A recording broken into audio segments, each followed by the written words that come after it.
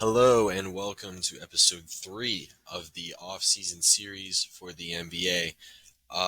This is the Miami Heat episode. I think this will be a very interesting one compared to the last couple ones where we were dealing with not very successful teams in the past. We're now dealing with probably the model NBA franchise. Um, what's interesting about the Heat is they're a big market basketball team, and in every other sport, it feels like Miami's a really small market team. Um, anything on that you want to hit on before we really start the show?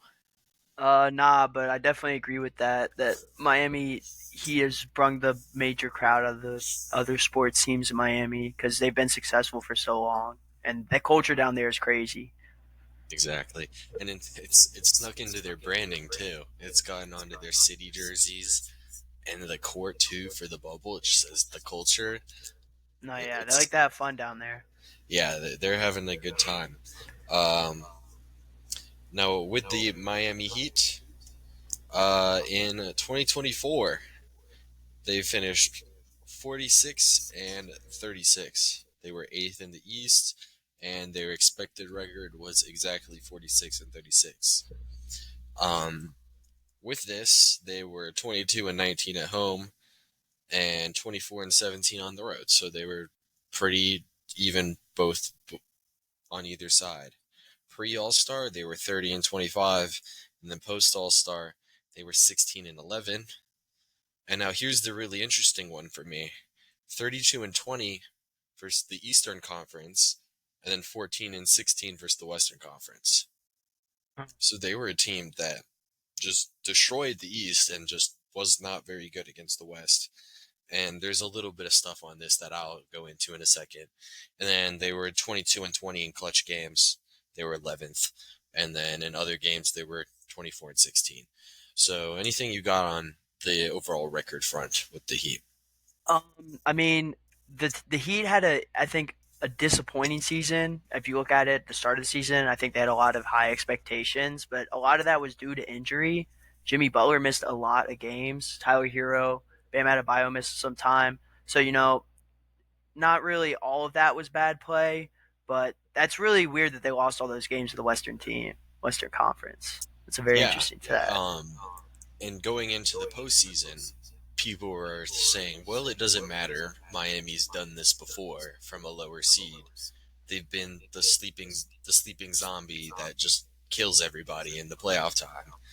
And it was looking like it was that case again. However, I have a little bit on them that makes me think that maybe they were actually just a little bit worse than they were in the prior years. So against the East, they were 32 and 20. It's worth mentioning that they are in the Southeast Division, which is pretty bad. The benefit of that, you play 4 games against the Hawks, Magic, Hornets, Wizards. In the division games, they were 13 and 3. I believe one loss to the Magic and then two to the Hawks. Yeah. In the Eastern Conference, against all the other teams, they would play 3 games versus 2 versus all the West teams. And then there is 2 or 3 teams in each division in the East that they play 4 games against. Those 4 teams for them were Philly, Cleveland, Detroit, Chicago, Brooklyn, and Toronto. So Toronto, not some good teams. Toronto a bottom feeder, Brooklyn a bottom feeder, Chicago and Detroit bottom feeders. Then you have Philly and Cleveland. In those Philly games, Embiid missed 3 of them. Yep. Against the Cleveland games, Mitchell missed 3 of the games. Mobley missed 2 of the games. So they Yeah. they ran into a little bit of luck with the schedule. Taking another step, they were 3 and 9 versus Indiana, Milwaukee, New York, and Boston, which were the East contenders. So Yeah. although it does seem like they were beasts in destroying the Eastern Conference and would make you think that they're winning in the playoffs, they were not as good as you might think just by looking at their versus Eastern Conference record. Yeah. Like I said, I don't know. I mean, they had some key guys miss a lot of games with injuries, especially at the end of the year with the playoffs. They didn't have Terry Rozier. who was Or their like Jimmy. third. Yeah, Jimmy Butler went out, but Terry Rozier was like their third or fourth best scorer on the team, and that was a big loss for them. Yeah, a big piece for them as well. Terry Yeah. Rozier is. Um, if you don't have anything else on the record standpoint, we can go forward into the overall stat rankings. Go ahead. So they were 21st in offensive rating at 114. Their defensive rating was 112.2, which was fifth. They had a 1.8 net rating, which was 16th in the league. So they are showing to be a pretty average team, which is in line with how they typically are in the regular season. Um, as far as their actual parts of the offense and defense, they were 18th in transition offense and third in transition defense. They seem to be pretty well coached on the defensive end. That's the reputation that Spoelstra's built for the teams. They're pretty good there. Um, we're gonna go offense first and then defense All after, and we'll talk about the offense and defense in between. right. In the half court, their offense, 15th in pick and roll ball handler efficiency. They were 25th per frequency in running pick and roll ball handlers, 45th percentile. So, all right. 26th in roll man efficiency with 15th frequency, 19th percentile. They were not getting good pick and roll production from their bigs. 15th in post up efficiency with the fifth highest frequency, 52nd percentile. And then fourth in ISO efficiency with the 10th highest frequency, 90th percentile. 24th in offensive rebounding, 11th in 3-point percentage, 17th in 3-point attempts, 6th in pull up 3 percentage, 23rd in pull up 3-point attempts. They were a pretty solid shooting team. Any key points that you want to hit on this offense? I think we'll go into it more on the scheme part of things, but yeah, like you said, their defense was one of the better ones in the NBA. They were really good, and a lot of that was because of their individual players. I mean, they have if you look at the roster, three or four like really good defenders. Um, and then offensively, they did struggle, but I mean, they still had guys that put up good numbers. Yeah, and most importantly is the thought that they will be better in the playoffs typically aligns with the fact that they were 90th percentile in isolation efficiency, and it was a lot of their offense was post up and isos, and the reason they're effective running basically only post up and isos is because Spoelstra makes sure that they know they're doing the shit right, right? Mm-hmm. They're doing the little things besides just throwing the ball to Bam in the post. They're spacing correctly and moving correctly around Tyler Hero isolations. And Yep. it's why they're effective while running what should be a pretty stale offense is actually like decently effective. It was only 21st ranked, but it doesn't fall off too much in the postseason because it's already not too regular season slanted. And Mm-hmm. like you mentioned, the defensive side of the ball, they were obviously fifth rating, like we said before. Seventh in pick and roll ball handler defense, 27th in frequency, 79th percentile. Very good at stopping ball handlers. Ninth in pick and roll defense, 14th in frequency, 72nd percentile. Again, pretty damn good. Sixth in post up defense, 20th in frequency, 83rd percentile. Sixth in isolation defense, 10th in frequency, 83rd percentile. Really good stuff. 10th in offense or in defensive rebounding, or third in defensive rebounding. They're ending possessions too. Great defensive team. Of course, how they get to it, we'll get to that in the scheme aspect here. Yep. Um, with the lineups that they run, um, they never really like to play two guards, even when people think that they should with Hero and Rozier. They didn't do it very much. I would imagine they do it a little bit more because Hero will be healthy this season. He wasn't too healthy when Rozier was actually traded to the team. Um,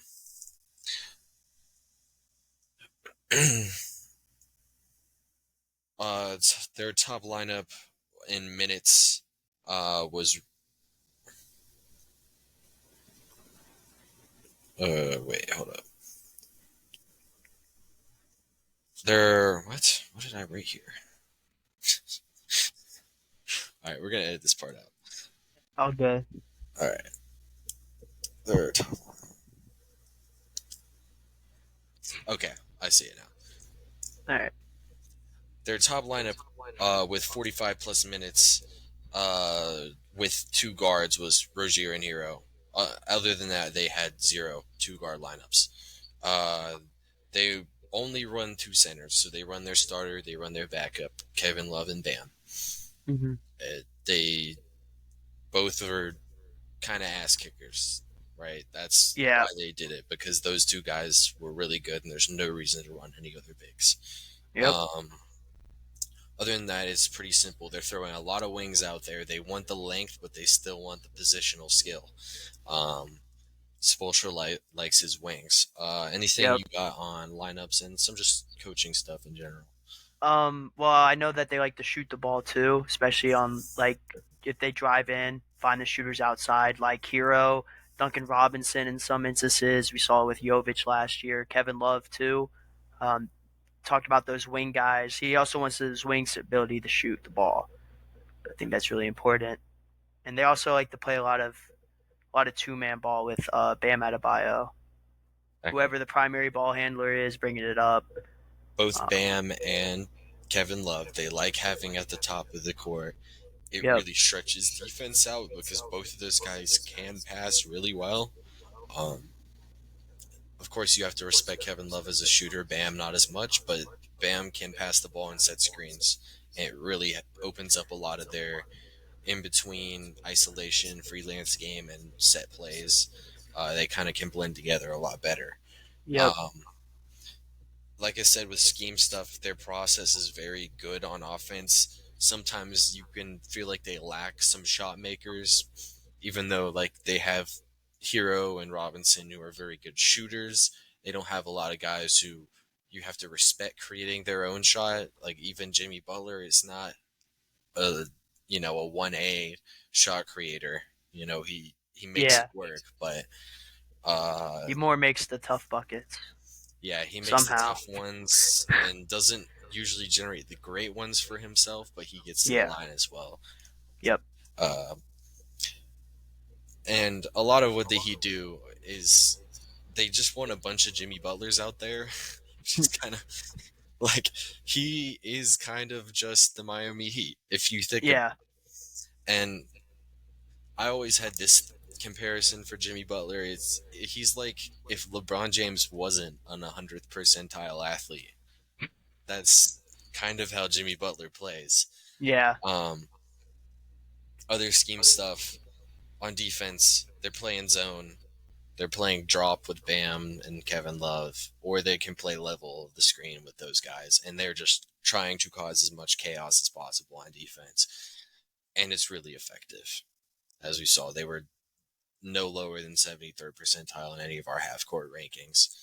Um, they do they use the zone to hide some guys as well, with Hero and Robinson not really ever really being able to be picked off in zone.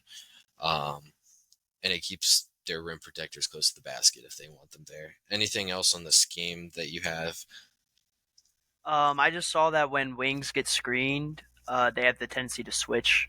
They usually just switch on those, and I like that. Shows the versatility to guard multiple positions, and even sometimes I know you said Bam's in drop coverage, but in certain instances you also see him switch on the defender and on those screens. And their favorite actions to guard have got to be anything that involves both Bam and Jimmy, Yeah. because Jimmy Butler is strong as hell, and you don't really give up that much switching him onto a guy that Bam was guarding anyway. Yep. Um, those two guys are the foundation of this team very Yeah. clearly, because just having them makes you like you should have an elite defense with those two guys out there. Yeah. 100% Um, agree. and Spoelstra loves Bam, like Yeah. as their Swiss Army knife. They can just do whatever the hell they want with Bam. I'm pretty sure he could play every coverage possible on the defensive side. Um, Yep. On the coaching, obviously, Eric Spoelstra is the head coach. He's been there for what feels like 15 years now, I think. Um, all of their coaches have been in house for forever. Chris Quinn, the director of player development, I think he's pretty worthy of mention because the Heat always just seem to develop these random mid-level or mid-major guys into becoming great NBA players. Um, Additionally, Rob Fodor, shooting coach and player development coach, similar things. Crum Butler, an assistant coach, very popular NBA player in his playing time, and then Malik Allen is an assistant coach here. And these are all of their coaches that are listed on their coaching staff. Yep. Four guys. They keep it a very small circle, but clearly these guys are doing a great job. Um, it's kind of been the Miami Heat way. Any words on their coaching staff that you could find? No, I mean, you just know what you're going to get with this coaching staff, and there's no reason to change anything because the culture's been so great over the years, and the Heat have been contenders for the past ever since like 2020, past Mhm. 4 years. Yeah, very well respected coaching staff. Anybody who plays in Miami always will say that this is a great place to play. Uh, Now, as we go on here to the off season here, we can start with the draft like we have before. Round 115, they picked Khalil Ware. And then round 2, pick 14, they picked Pele Larson. The Heat, did they win or did they come in runner up in Summer League? Do you know? They won. They won the They whole won. thing. Yeah. Okay. Yeah, So, they won it all. I mean, it's the Miami Heat thing to do, obviously, is to win the Summer League with their developmental players. Yep. Um, Khalil Ware was a guy who, in the scouting process I had in this range, I had him going no later than 17 to the Lakers.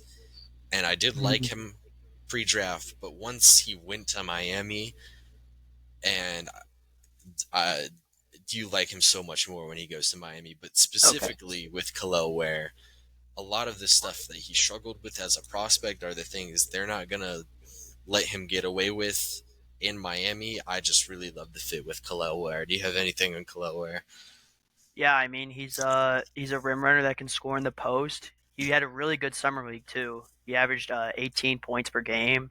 He's a good defender too. He had averaged 2 blocks in college last year and 2 blocks in the summer league, and he can shoot the ball a little bit. He doesn't take that many attempts, but in college he shot 42% his senior season. So Exactly. I'm another one of those guys that can space the floor and a good defender too. So I mean, Bam Adebayo can really help him out there. So Yeah, really and good fit, like you said. him learning from Bam Adebayo and Kevin Love with this development program like really scares me. I think Yeah, he'll be really good. You mentioned the 3 point shooting. I think he shot 40% on like 40 attempts this season, which is about 1.3 a game. yeah. Won a game. Still, he did shoot a little bit in his season in Oregon. It wasn't as successful. It might have been 30% on a little bit more attempts. The shot looks pretty real. He shot well from the free throw line, I'm pretty sure.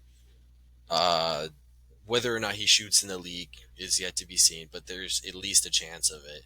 And it feels like Bam Adebayo has been almost shooting threes for 5 years now. So we'll see how that works. But especially with Khalil, I think he fits really well in lineups with both Bam and Kevin Love. And it adds an Yeah, element that they didn't have before, which is they're now able to play two bigs in the lineup at the same time without really losing anything on offense. Um, yeah. It's a it, really good fit for them. yeah, it's really, he might not be a guy who averages 15 points in his rookie season, but I feel like he's going to be a great fit day one and going to be a part of playing winning basketball. Pele Larson is a crazy 3 point shooter. He Yep. shot in summer league. He shot in college. Um, and he, for a second round pick, typically they can get a 2 year deal, which is a 1 year deal with a team option for a second-year deal. The Heat chose to just go ahead and give him the full rookie contract of 4 years at league minimum that a first round pick would get. So they clearly like this guy and think he's a big piece for them. Um, and I mean, if he's a shooter, you're going to at least have some chances to play in the NBA. Yeah, he also showed some ability to score near the basket during the summer league, and he also showed some clutch ability. I mean, it was the summer league, but he did hit a game winner against the Mm. Grizzlies, and it was a tough bucket. So he can definitely hoop, and like you said, he's a great shooter, 42% in his final year at Arizona, I believe. That sounds But correct. yeah, I like the pick a lot. Gives you another And as shooter. well. That's Yeah.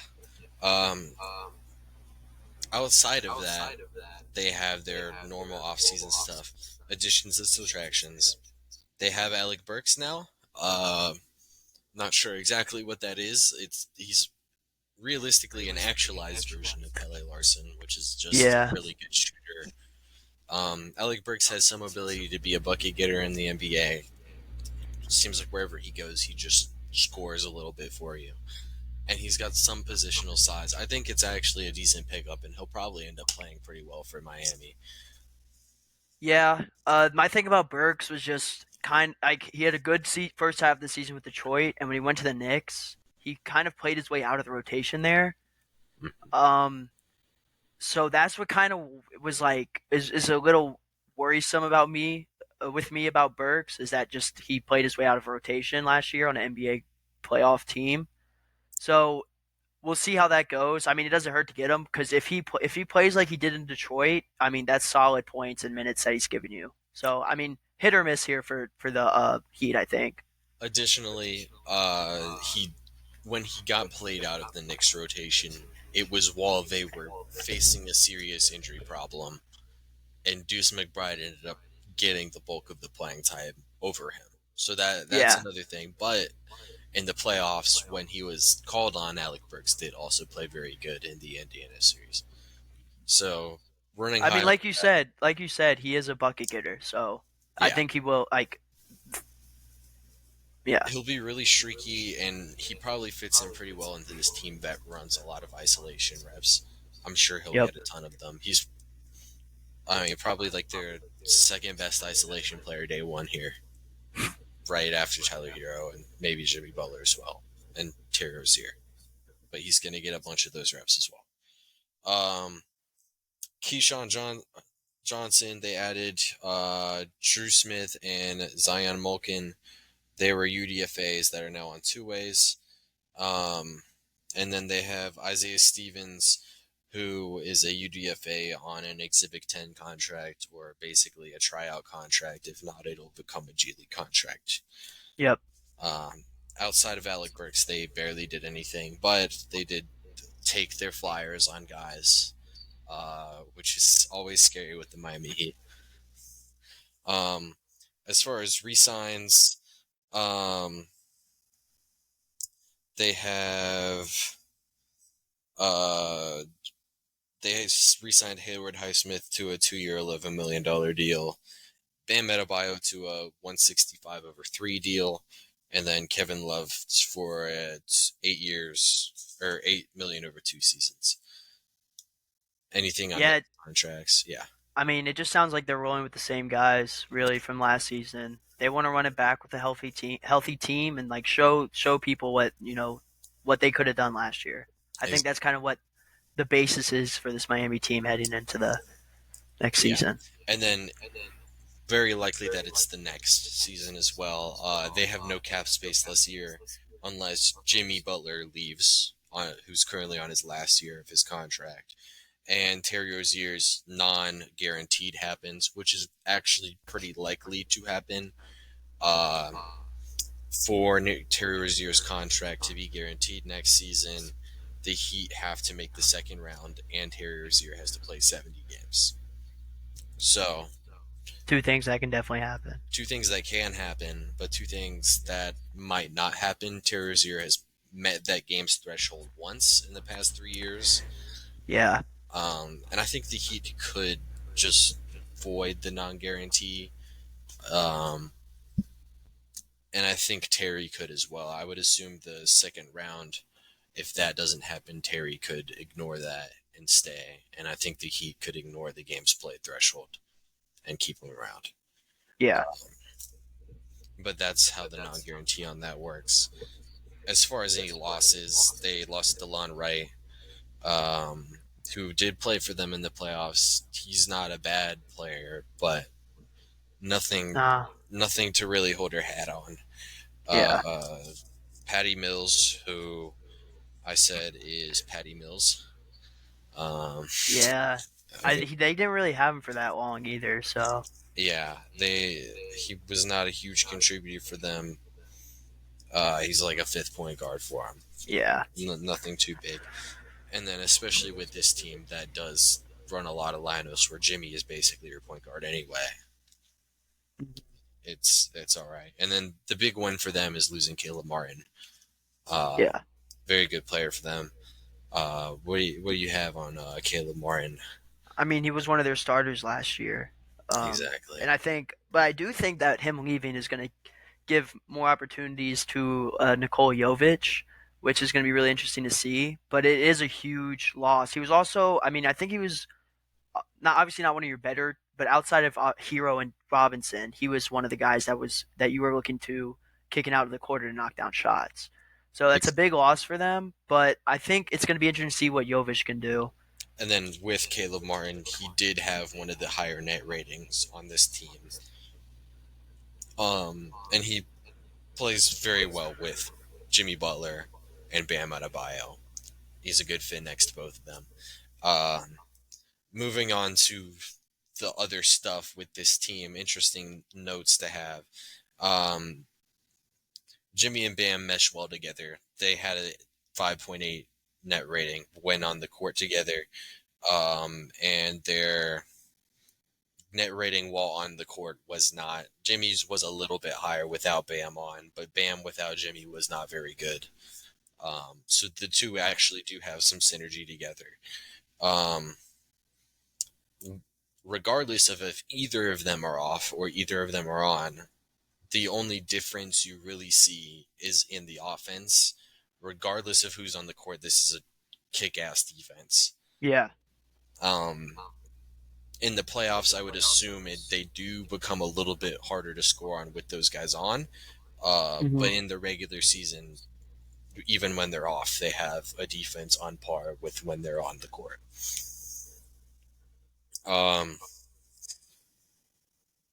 so when Jimmy is off the court and Bam's on, typically their best lineup in that spot has Nikola Jovic and Tyler Hero on it. Bam and Jovic together have a 3.89 net rating, and without Drew Smith, who was their worst player, was a 5.8 or 4.58. Interestingly enough, Bam had one of the lower net ratings on the Miami Heat.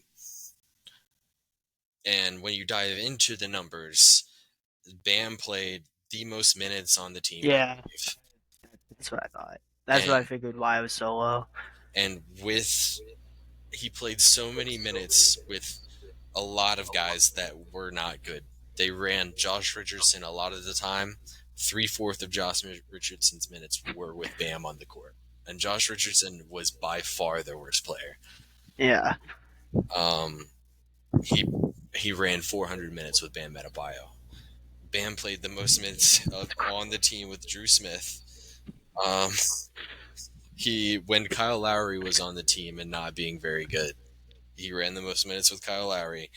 Um, in a lot of the lineups with Jimmy and Jovic off, Bam is the only big player on the court because they're not playing Kevin Love with Bam. Okay. Yeah. Yep. So that's why when Very Jimmy's off, unfortunate yeah, for that's why when Bam. Jimmy's off, you see that they need Jovic on the court with Bam because they need two bigger guys out there. Which is why I think Khalil Ware is a really nice add here because Yeah. you're not so dependent on always having Jimmy or Jovic on and Bam or Kevin Love on. Yeah.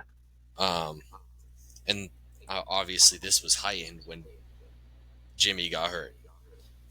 Um, They're a whole different team whenever Jimmy's off the court. yeah, and I again, can already the tell that. the players most affected by the dreaded Josh Richardson minutes were Jaime Jaquez, Duncan Robinson, and Bam Adebayo. Because they, for whatever reason, thought Josh Richardson could run point guard for them in lineups with these guys out there. In a lot of these lineups, not having Nikola Jovic or Jimmy on the court, it was not. Yeah, not a It, good recipe for success. and once the second half of the season kicked in, they were not running these Josh Richardson minutes. They figured out where their strengths were. Hmm. Um, Again, with Jimmy and Jovic off, the team loses rim protection and rim pressure on the offensive end because nobody else is getting to the rim. They have a bunch of shooters, and then they have Jimmy, Bam, Jovic, who create on the inner part of the arc. Um, and Jimmy, interestingly, plays really well with other wings, which is why losing Caleb Martin is pretty significant. Caleb Martin and Jaime Jaquez had plus 10 net ratings with Jimmy on the court. So that was a really interesting pair. Yeah. Any other things you have on the Heat in this scenario? Um, I think you really touched on everything, and it just really highlights the importance of why Khalil Ware is going to be such a big piece for them. Because because you want Jovic to be playing, you know, I like him starting, and if when he comes off, you need another big guy like that, and I think Khalil Ware has that kind of similar build as Jovic. So I think you touched on everything. And it's a great point. Yeah, and interestingly enough, I think they can run this really kind of crazy lineup where it's one of their two centers with Kevin Love or Bam, Khalil Mm-hmm. Ware, Jovic, and Jimmy Butler, and somebody else. Hmm. And I feel like that lineup could really wreak havoc on somebody. I don't know if you or if Spoelstra will run it a ton. Uh, but again, I'm really interested in how they're going to use Khalil Ware because they drafted him and then they extended Bam, so clearly they think that the two can play together. Yeah. Um, with their point guard situation, you want to talk on Rozier Hero, that general. Yeah. So I mean, I would like them to start two guards, but I mean, Hero's definitely not. They're not the best like playmaker assist point guards. I think Hero's a little bit better than. I mean, they're pretty much the same, but 4 assists per game, so nothing. You're not getting like crazy production assist wise out of them. But they can both score really well. Tyler Hero at 20 points per game, and then Rozier at 16. So I think if you're looking at who you want to start, I would go Tyler Hero over Terry Rozier, just because he also has that ability to drive, and he's tall. I'm pretty sure he's taller. He's taller, and he's shown ability to drive, finish at the with layups. He has a good layup package. He is better. He's a deeper bag, and he's a better shooter. So I mean, I would go Tyler Hero starting over Rozier. And Rozier's great off the bench. I mean, you have a starting caliber point guard coming off the bench and Yeah. leading your E- second team.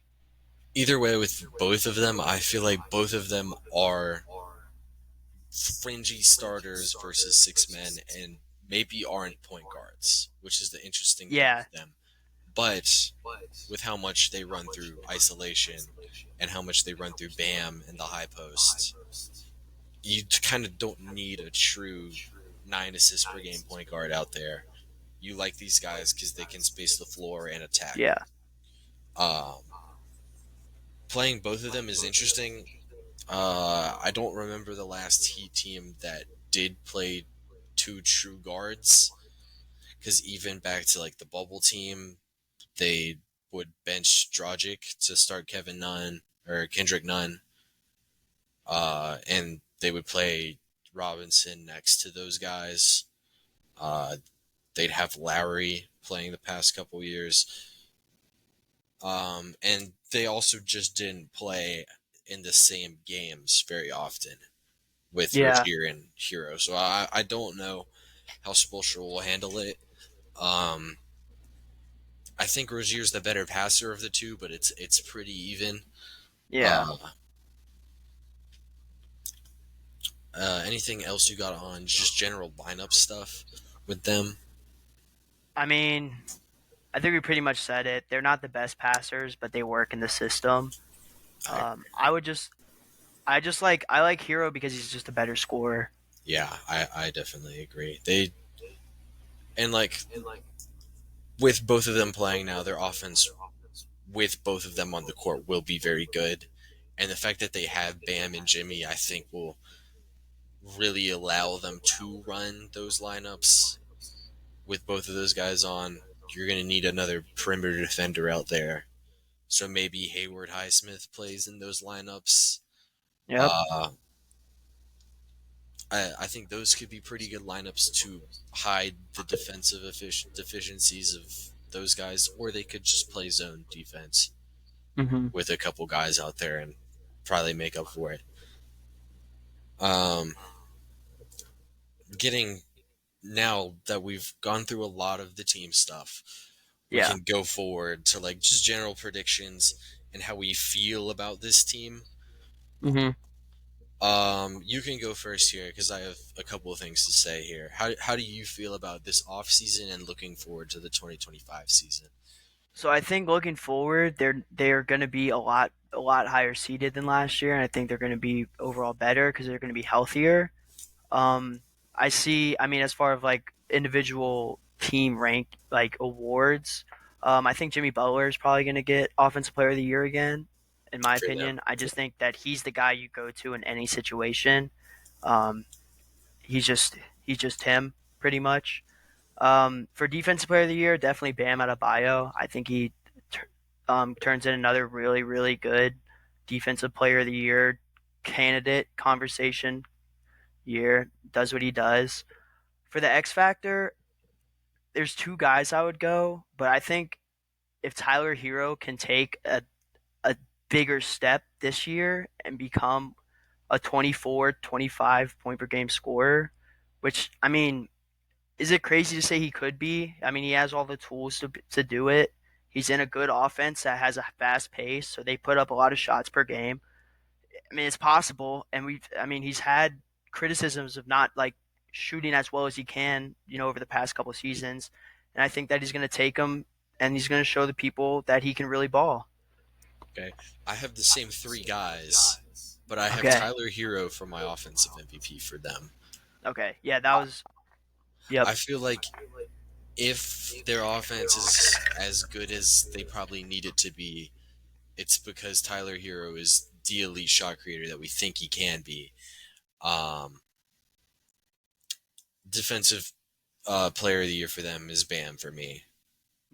It's Bam Adebayo. It doesn't even show up in the stats how good he is because he's not around the rim as often as some other centers are. But yeah, watching in game, Bam is clearly one of the like five best defenders in the league. And then my X factor for them is Jimmy Butler.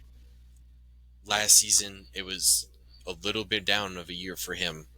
In the regular season, Jimmy Butler just sometimes doesn't give it doesn't, his all, yeah, to put it smoothly. And one of my big questions for them is Jimmy Butler might be holding out a little bit for a contract this year. He's, I mean, he's been really happy in his 5, 6 years in Miami, but in the past he has had some things with other, Minnesota and Philadelphia about contracts, and Chicago as well.